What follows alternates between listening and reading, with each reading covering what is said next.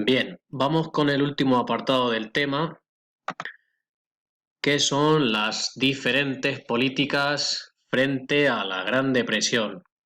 ¿Vale? La Gran Depresión es como se conoció a la gran crisis económica que siguió a la caída de la bolsa de Nueva York y que se extendió, como vimos en el vídeo anterior, no solamente por Estados Unidos, sino también por Europa. ¿Qué ocurrió? Pues que al comienzo de la Gran Depresión, todos los políticos y economistas defensores del capitalismo, el 90%, ¿vale?, de estos economistas defensores del capitalismo mantenían toda su confianza en la capacidad que tenía el mercado de resolver por sí mismo la crisis que periódicamente lo sacudían, ¿vale? Las crisis que periódicamente se repetían en el capitalismo. Recordar esa mano invisible de Adam Smith que decía que el mercado por sí solo, ¿vale?, se autorregulaba. Tenía sus propias leyes y se autorregulaba. Por este motivo, en realidad, pues nunca se había planteado la posibilidad de crear organismos económicos internacionales, ¿vale?, como podría ser hoy en día el Banco Monetario Internacional, para buscar salidas concertadas entre todos a la crisis. La realidad es que cada país, en un intento de sálvese quien pueda, como ocurriría luego después en 1991, por ejemplo, con la caída de la Unión Soviética, adoptó pues sus propias medidas para paliar, para solucionar los efectos de la Gran Depresión e intentar superarla. Con todo, dos prácticas fueron comunes a todos los países. Primero, el incremento del proteccionismo, que restringió todavía más el comercio internacional al imponerse fuertes barreras a las importaciones, por ejemplo, aranceles, es decir, impuestos, prohibición de importar ciertos artículos, cuotas de importación, cuotas de inmigración, etcétera. Recordar, ¿vale?, la ley que restringía la emigración en Estados Unidos. ¿Para qué ponían estas barreras? Pues muy sencillo, por eso se llama proteccionismo, para proteger la producción nacional y dirigir hacia ella el consumo interior. Y segundo, lo que se va a poner en práctica va a ser una mayor intervención estatal en la economía, una mayor intervención por parte del Estado, que de esta manera pues modificaba sustancialmente el viejo capitalismo liberal del siglo XIX, recordar una vez más a Adam Smith, a la fisiocracia francesa, basada en el principio de laissez-faire, dejar hacer, laissez-passer, dejar pasar.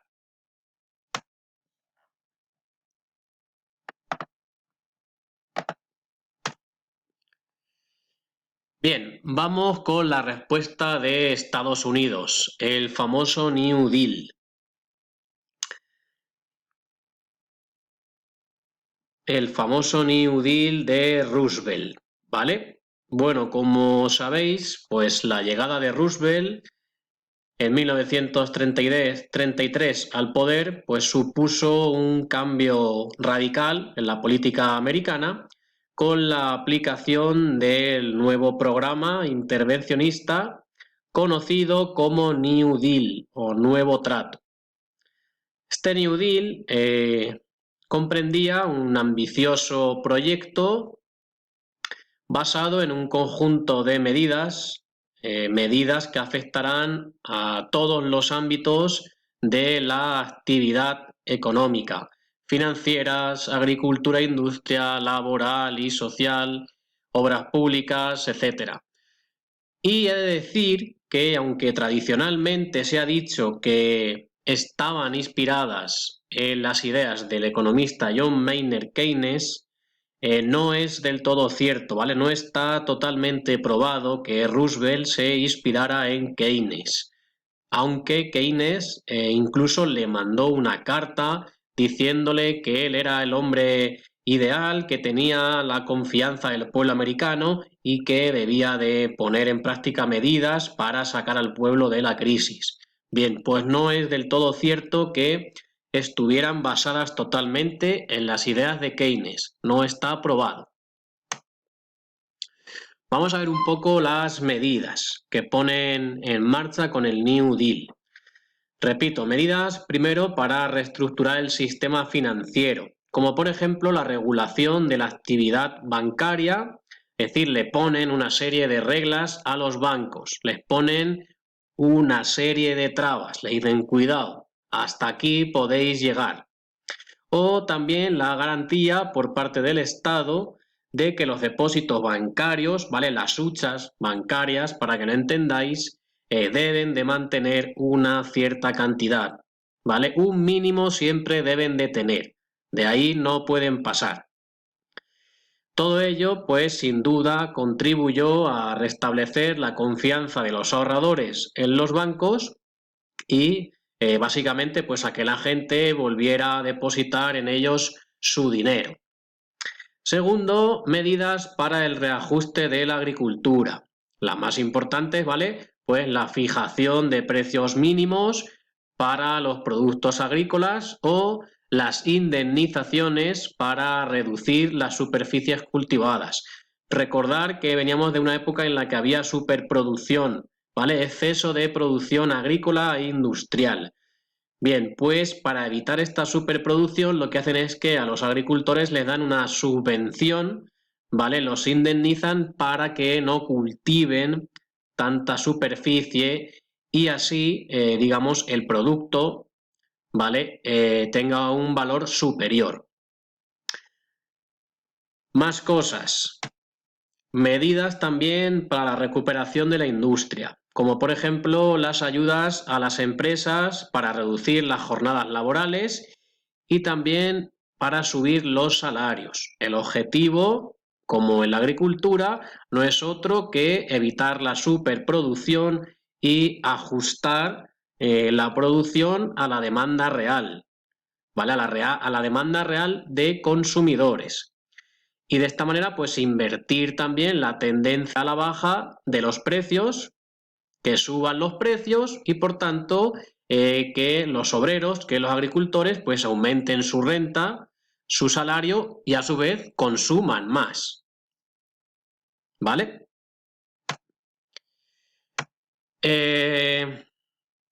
Medidas también, ¿vale? De carácter laboral y social.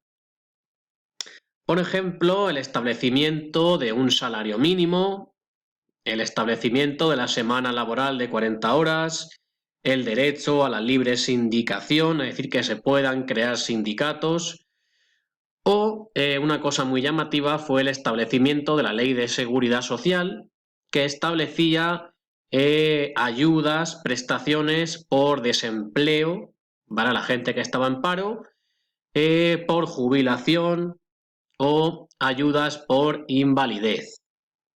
¿Vale? Esto que puede ser hoy que nos puede parecer algo muy normal, pues no es, digamos, tan moderno como parece, ¿vale? De hecho, hay que remontarnos hasta la época de la Gran Depresión. Y por otro lado, ¿vale? Ayudas, bueno, más que ayudas, realmente lo que se pone en práctica, ¿vale? Es el aumento de la deuda pública para fomentar las inversiones en obras públicas, ¿vale? Obras públicas que darían trabajo a millones de parados, por ejemplo, en la construcción del alcantarillado, como tenéis aquí a la derecha, en la finalización de la luz eléctrica, ¿vale? Aquí arriba, o también otros proyectos llamativos como el del Valle del Tennessee para generar energía eléctrica y controlar sus riadas, que es el que tenemos aquí, ¿vale? ¿Veis? Todo lo que es el Valle del Tennessee lleno de centrales hidroeléctricas que a su vez, pues, serían básicas para generar, ¿vale? Energía y poner en marcha el alumbrado y toda la red eléctrica.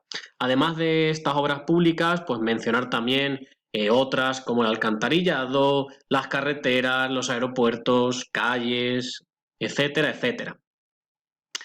En definitiva, podríamos decir que el New Deal lo que pretendía era reactivar la economía mediante dos mecanismos básicos: el aumento del gasto público para incentivar la actividad económica compensando la escasez de inversión privada, y por otro lado el aumento de los ingresos de la población para incentivar el consumo, combatiendo no solamente el paro, sino también provocando la subida de los salarios.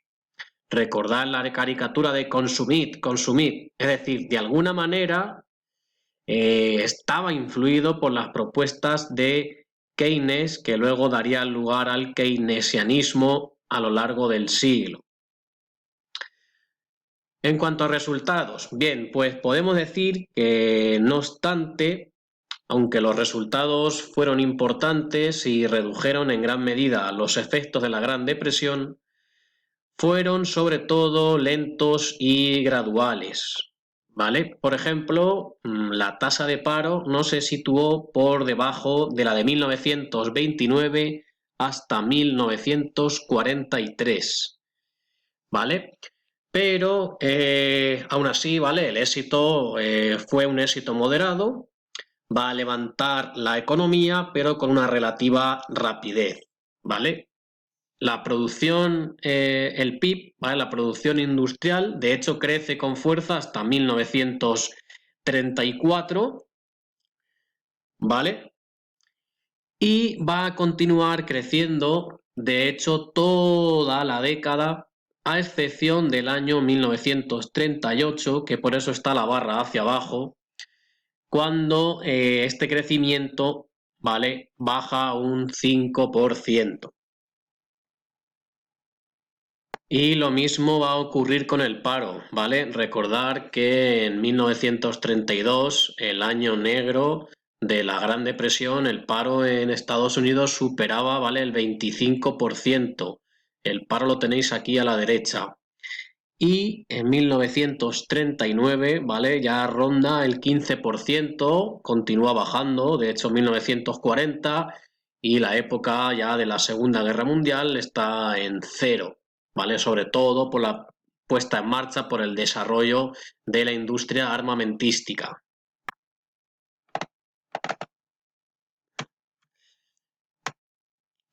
Bien, vamos ahora con Europa, ¿vale? En Europa, al igual que en otros países, fueron igualmente variadas las medidas, las respuestas para salir de la crisis. El Reino Unido en concreto buscó sobre todo las soluciones en la protección del comercio dentro de su imperio colonial que va a explotar como si fuera un monopolio, evitando, ¿vale?, la competencia exterior. Es decir, es el nacimiento de la llamada Commonwealth o Comunidad de Naciones. En este sentido, el hecho más relevante, sin duda, fue la Conferencia Económica de Ottawa, celebrada en el año 1932, en la que se estableció una relativa libertad de comercio dentro del Imperio Británico y se impusieron unos elevados aranceles, unos elevados impuestos a los productos del resto del mundo, ¿vale?, según el principio de la preferencia imperial. Primero, favorecer a los productos británicos, después a los del imperio y, en último lugar, a los extranjeros. Con esta política, el Reino Unido pasó de destinar en 1929 el 41% de sus exportaciones a las colonias a destinar en 1938 casi el doble, el 70%.